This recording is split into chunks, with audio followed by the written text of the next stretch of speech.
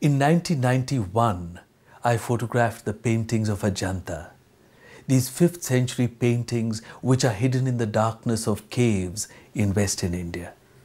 These are the most revered and the most beautiful paintings of the entire Buddhist tradition. In all the countries of Asia, they speak reverentially of this site. The paintings of Ajanta changed my life. The gentle beings of the art permeated my consciousness. Every time I looked at the paintings, I was carried away. There was an infinite warmth, humility and compassion in these paintings. It was expressed in every gesture, in every glance. It was indeed a world of compassion which took me over completely. A journey began to discover the philosophy, the vision of life which underlies these great paintings. Leading experts on Buddhist art said that my photographs showed the Ajanta paintings in their true and luminous colors for the first time. Universities, museums and cultural institutions from around the world invited me to come and lecture on these paintings. Everywhere, people responded with warmth to the sensitivity and compassion contained in the art of Ajanta. These are in fact the very qualities which people associate with Buddhism.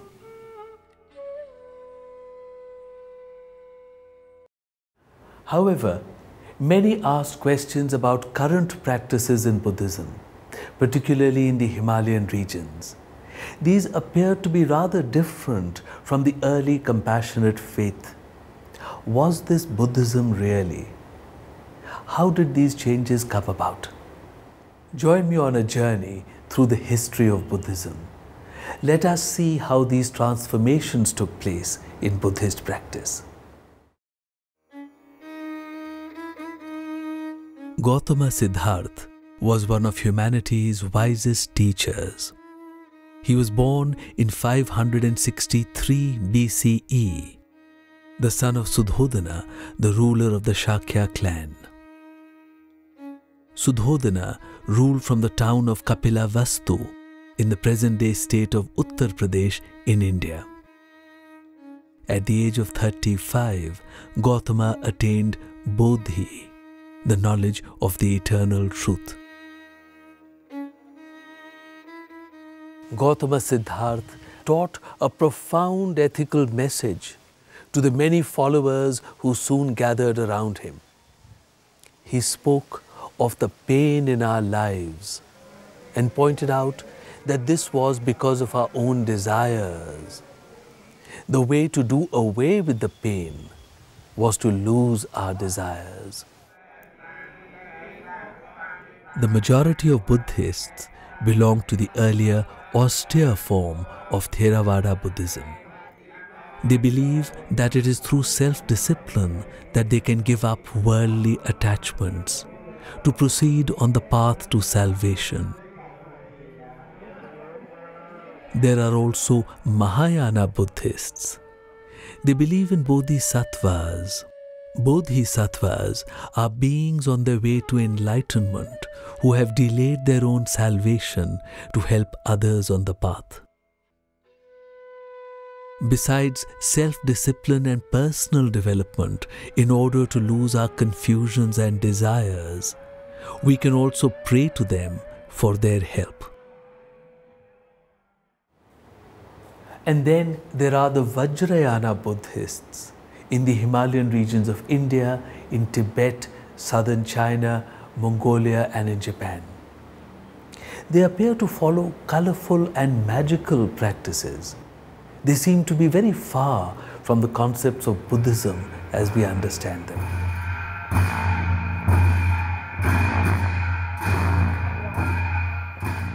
The Cham dance of the Lamas signifies the victory of knowledge over ignorance.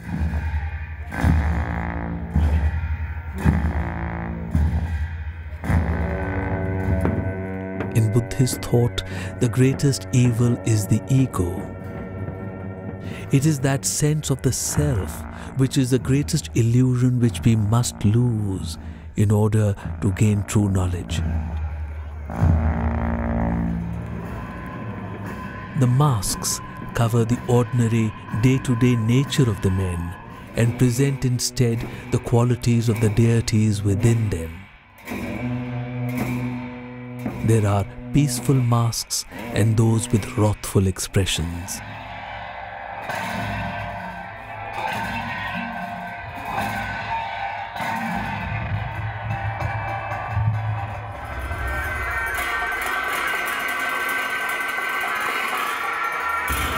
To understand the practices of the Lamas and to understand the history of later Buddhism, we have to turn to Nalanda and other universities of Eastern India.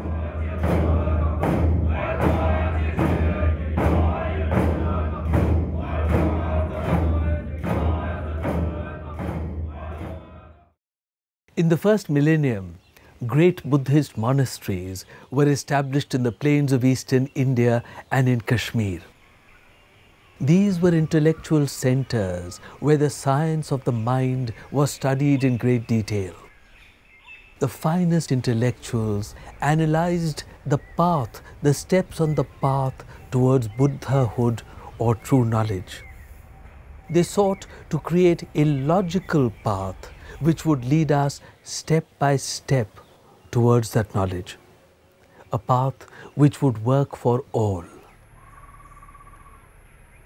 These vast universities had hundreds of teachers and students who came from across India and from the many countries of Asia that had embraced Buddhist philosophy. The greatest of these was here at Nalanda. Here there was a spirit of vibrant intellectual thought, a climate of discussion and debate. One of the most important universities in the world was developed not in the medieval West, but right here in India. And here I'm referring to the university consortium of Nalanda, Vikramashila, Somapura, Odantapuri. All of these various universities were instrumental in producing people who were capable of understanding and articulating what it means to have universal knowledge, knowledge that's applicable across cultures and across times. Something which is so unique of Nalanda University in terms of its knowledge and wisdom is the tremendous logic, tremendous metaphysics, and the tremendous study of epistemology, which are all utilized to bring about incredible depth of the warmth in the human being. Buddhism and like Jainism, we have no sort of concept of creator. So one's own salvation must achieve through one's own effort. Now, the main obstacle about salvation is ignorance. There are many different levels of ignorance. So logically, the antidote of ignorance is knowledge, not prayer.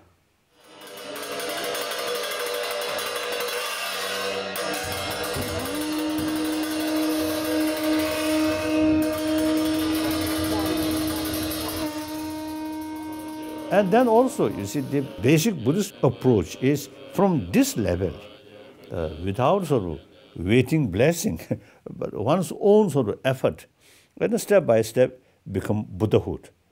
So therefore, in order to practice effectively, we have to know about mind, about emotion.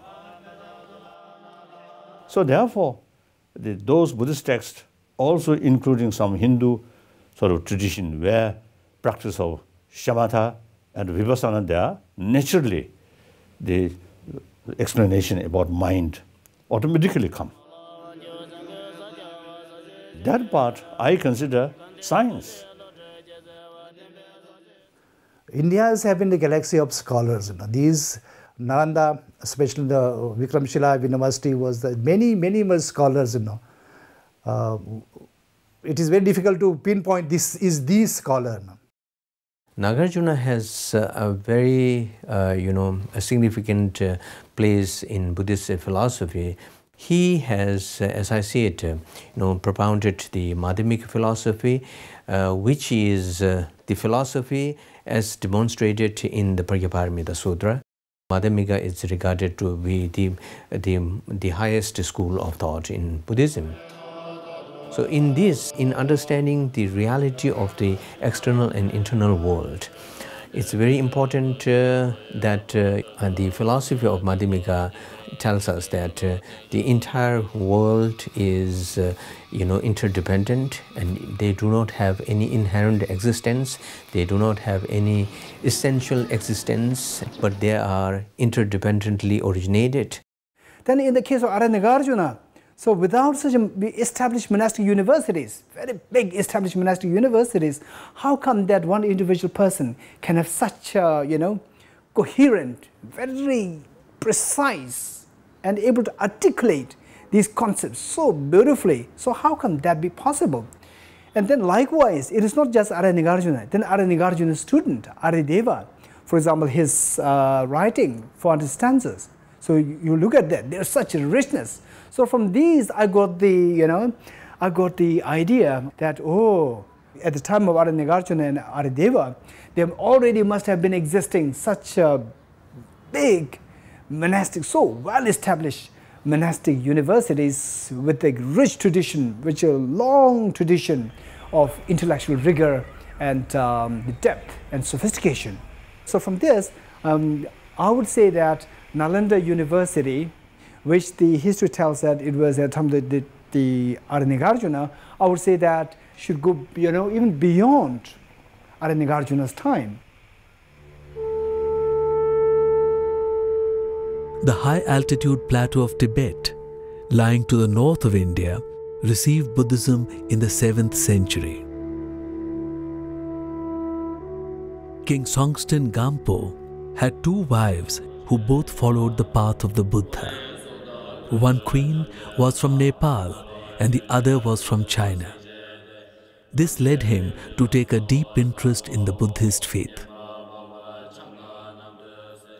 The most overwhelmingly impressive and inspirational thing for me about the Tibetan traditions of Buddhism as received from India is the way in which those great masters of the past went to such incredible lengths to not only go and get those teachings and bring them to Tibet, but the masters, the Indian masters who travelled, went through incredible hardships, and they were willing to put those lives on the line or even sacrifice those lives for the good or the benefit of this much greater vision in which the whole of humanity, particularly perhaps the Tibetan people in the case of bringing Buddhism to Tibet, but in a larger picture than that, the whole of humanity in preserving those traditions for the future, preserving the knowledge, the wisdom,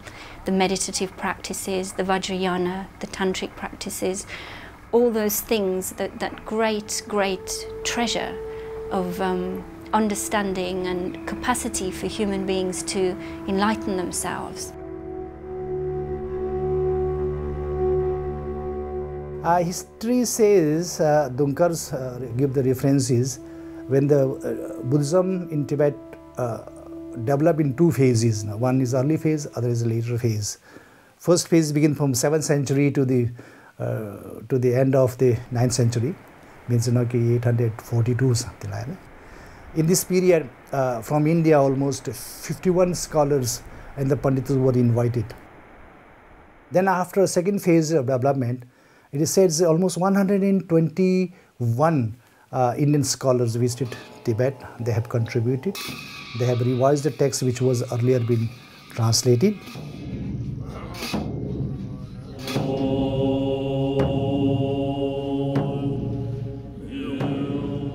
Tibet did not have a written script till the 7th century. The acceptance of the Buddhist faith entailed the understanding of subtle philosophic concepts and profound commentaries. This transfer of knowledge would not have been possible without translating and writing it down. A very sophisticated language and a script capable of preserving this knowledge had to be formulated. Oh yes, Tibetan language or script is very much copy and very much similar because it's based on one of the ancient Indian script. Once Buddhism reached Tibet and started translation, then the vocabulary which in Buddhist tradition then translate into Tibetan, not available in Tibetan language, so created new words. So therefore, eventually, the Sanskrit vocabulary or Sanskrit terminology and Tibetan terminology go exactly the same. So this language became potent enough to translate Sanskrit word into Tibetan in exactly in the same meaning and the same purpose.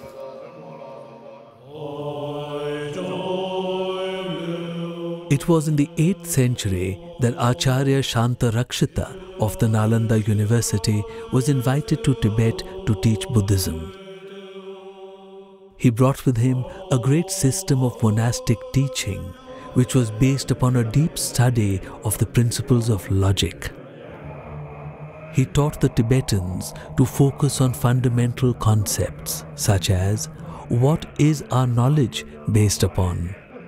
What is knowledge itself?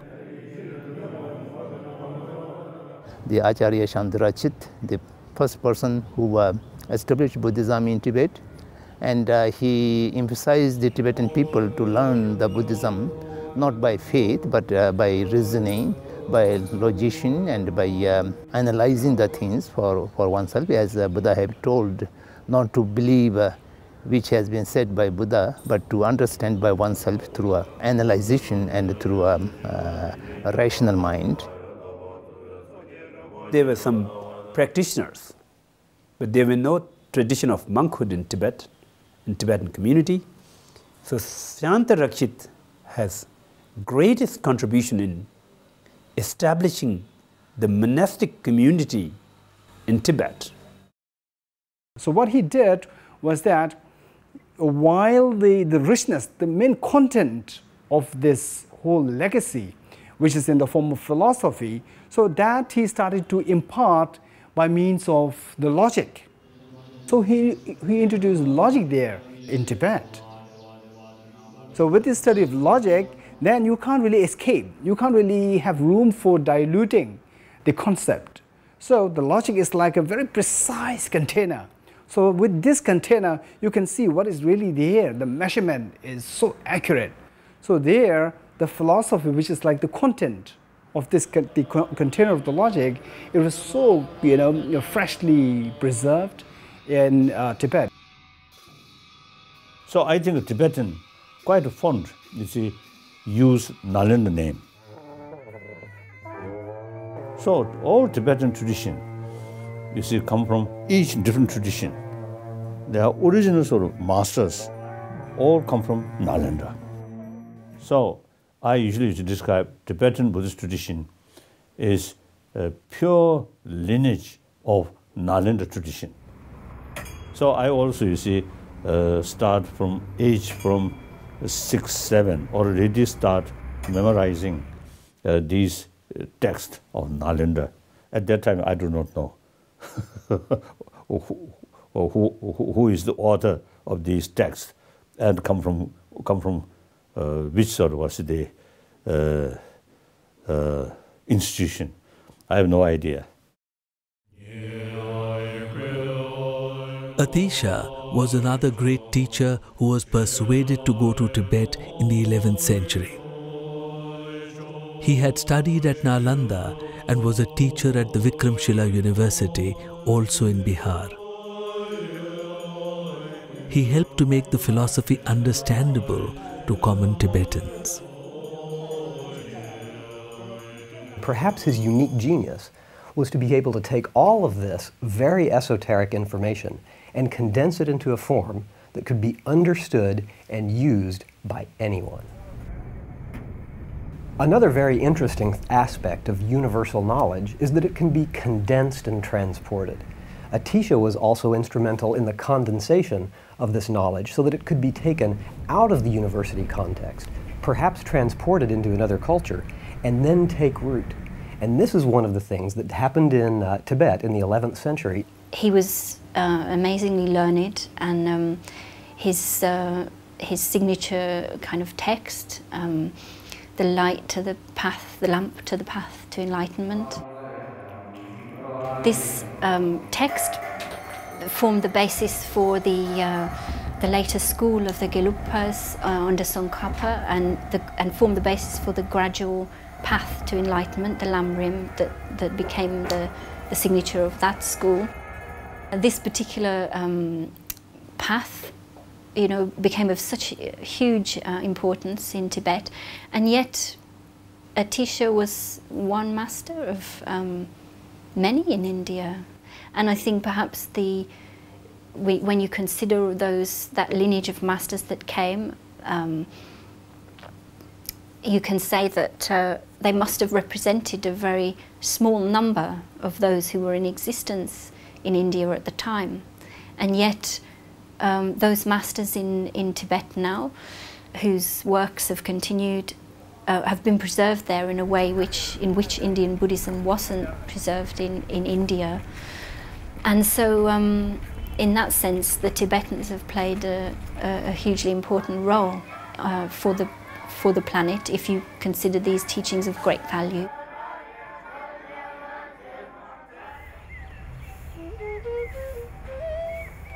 We know about a few of the great teachers of the Nalanda University owing to the writings of the Tibetans. What a place Nalanda must have been, and what a great society it must have been out of which all this was born. A society which gave so much importance to rational thinking and the logical search for knowledge. Truly an intellectual society. Nalanda may have produced thousands of great scholars throughout the time. His Holiness Dalai Lama has enlisted 17 kind of leading outstanding scholars of Nalanda monastery throughout the time, and he composed a prayer to all those 17 outstanding scholars. The universities of the plains of Bihar in medieval India had to have been incredible places to be at the time. When you think about the thousands and thousands of monks and scholars that were concerned with the most important things every day, year in and year out, we must understand that there was something incredibly special going on here. This was not a pastime. These were the most important aspects of human experience that were being developed, concentrated on, for the good of humanity. Imagine something like that. Here in the modern world, we're used to thinking of everything as being marketing-driven and money-driven. This instead is being driven by the evolution of consciousness, the growth of consciousness, the growth of compassion. I think since Buddhism flourished in Tibet, whole Tibetan way of life changed. Buddha come from India, so therefore we Tibetan, you see, look India as something Arya Bhumi, a very sacred sort of land. Tibetan, then you should consider such Tibetan who once, you see, went to India, some study and speak Sanskrit or Pali, and they have, you see, a little bit sort of higher kasota status. India, sacred land. Anything from India is something very sacred, very holy. The monasteries re-established in South India are of the larger monastic institutions in Tibet, and they continue the traditional study of the all Tripitak through its commentaries. Buddha himself, you see, they advise us, "O my follower, bhikshus and scholars should not accept my teaching out of faith and devotion, but rather through thorough investigation and experiment." So that way of approach is, I think, very suitable in modern time. And the scientific-minded people, you see, loves that kind of way of approach. So perhaps I think in modern time, see people who not easily sort of accept things, rather through investigation, experiment. So such people finds Buddhist way of approach is more realistic, more practical. In the Indic civilizations, I think one could go much wider and much deeper. You could ask questions: why are we here? What is the nature of God? What is the nature of the self? What is the purpose of human existence? You know, these things are the subject of great dialogues. It's much closer to the Socratic dialogues. The Socratic Plato dialogues are very much of the same pattern as the Indic dialogues. So this knowledge is a pure knowledge. It has nothing to do with dogma. It has nothing to do with, a religion as such. So therefore, I call it as a legacy of India, the legacy of the world. So it must not disappear. It must remain for long. India is an extraordinary country. Mother India, really, Mother India. India is one of the most religious, wrong word, the most spiritual countries on earth, because Indian people have a very deep understanding of the spiritual life. In the history of human civilization, India has been one of the great originators of culture and religion. Indian culture has done for the East what the Greek and Roman culture together did for the West.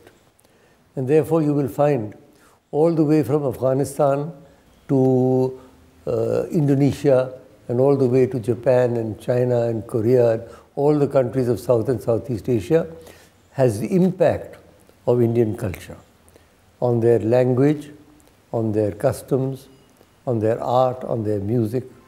It has been an extraordinary saga. One of the great miracles in the story of man is the spread of ideas across formidable natural barriers of high mountains and vast seas. Ideas do not know political and national boundaries.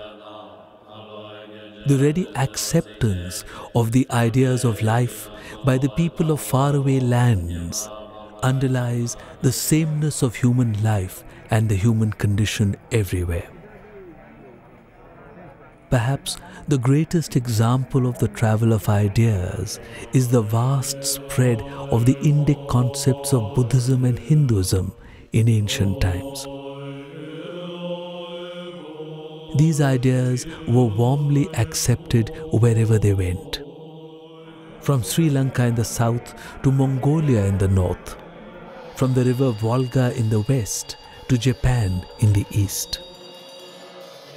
This spread was not through military conquests, but simply through Indian traders.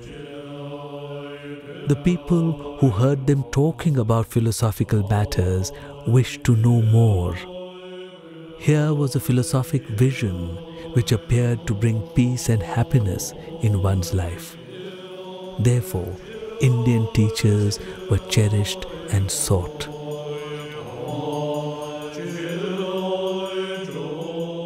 So therefore, I always describe, or when I met Indian, I always say, you are traditionally our guru. We are Chela. You Indian are our guru. Then also I mentioned, we Tibetan, not only Indian gurus Chela, but also quite reliable Chela. That means in Guru's own land, Buddha Dharma, a lot of ups and downs. During these period, we, your Chela, kept throughout, you see, through centuries, we kept your knowledge intact. So we are quite a reliable Chela. So our relation is something very unique, Guru and Chela.